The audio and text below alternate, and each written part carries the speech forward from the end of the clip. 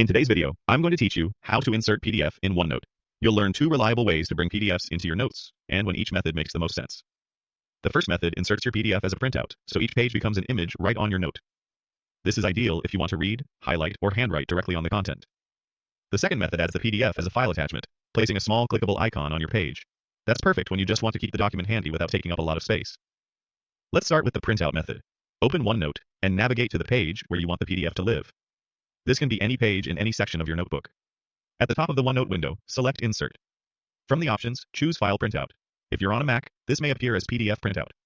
OneNote will open a file picker so you can browse to the PDF on your computer. Select the file, then click Insert.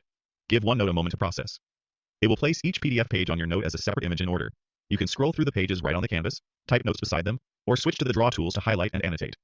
If the pages appear large, simply zoom out or drag the corners of a page to resize it for a cleaner layout. This approach is great for study packets, meeting agendas, and articles, because your notes and highlights stay visually tied to the original content.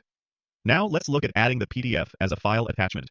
Again, go to the same OneNote page, click Insert at the top, and this time, choose File Attachment. Browse to your PDF, select it, and click Insert. OneNote places a small icon for the file on your page. Clicking that icon opens the document in your default PDF viewer whenever you need it.